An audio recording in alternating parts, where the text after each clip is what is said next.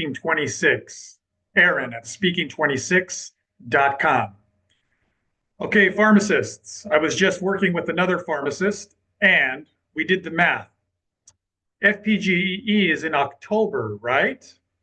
And they say they need about 8 weeks to review your documents before October, right? So we have to go October and then come back to about August. Is that right? So if we're in April now, so May, June, July, August, is that correct that you have about 4 months to finish your TOEFL in order to be able to submit your documents 2 months before October's FPGEE? Is that right? I think that is right. Let me know if it's not. So for you pharmacists to make 2025's FPGEE, you have about 4 months left to finish your TOEFL. I'm going to try really hard to make this advice for everybody, as usual, but I'm not sure if I'm going to be able to do it today. This live stream is definitely going to be advice for all of the pharmacists taking meetings with me for Speaking 26. And I'm going to try to make it advice for all of you, including those of you who are not taking meetings with me. So starting with those of you that I can help who are taking meetings with me. She was asking me when she should take her TOEFL next.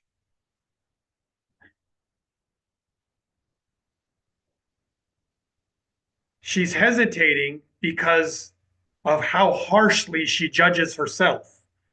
She said, no, my husband doesn't give me stress the way that other people say their husband does.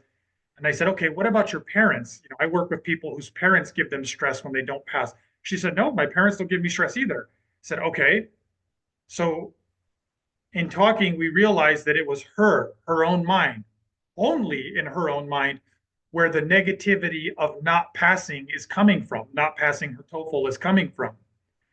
And I said, if you tell me you take the test and you don't pass, I'm not going to be upset or think of you negatively. And that gave her relief. She was just like, yeah, it's okay. Everybody makes mistakes. Ding, ding, ding, ding, ding, ding, ding, ding, ding, ding. There it is.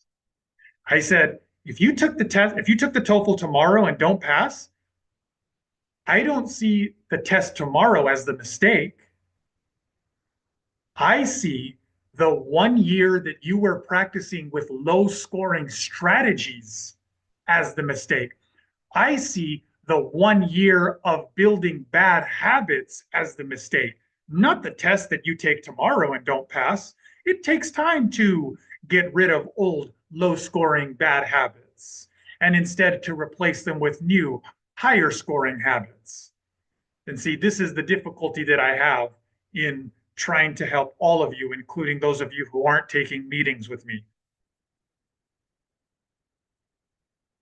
Those of you that aren't taking meetings with me, you can learn what the new higher scoring habits are by doing a better job of watching all of the videos that I've made with pharmacists who went from not passing, even though they were taking more meetings with other people, spending more money, and then they did pass by coming to me.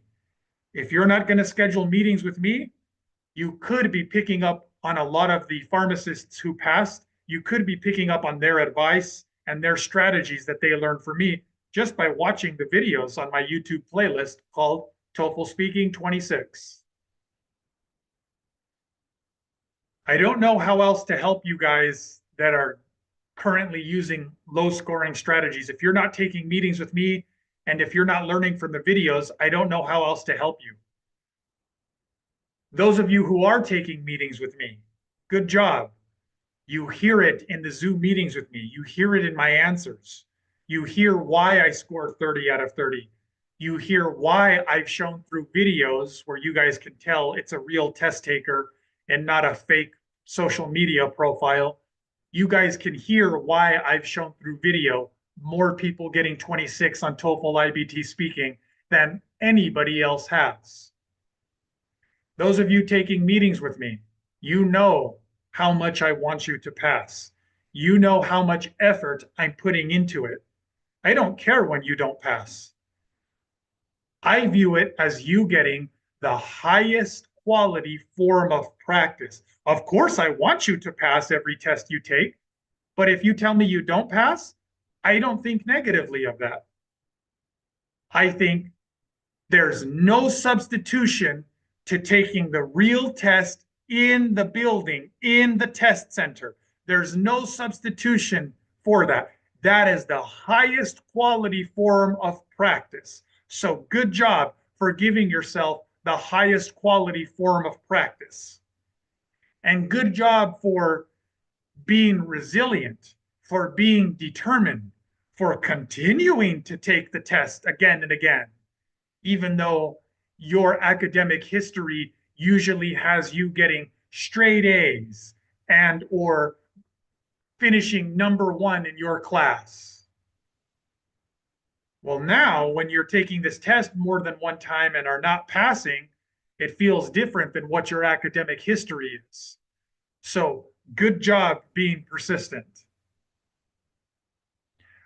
Okay, if I did the math correctly, if FPGEE is in October, and if they need your passing TOEFL 2 months before October, and if today's live stream is in April, which it is, that part I know, then that means you have about 4 months to finish your TOEFL so that you have enough time to submit it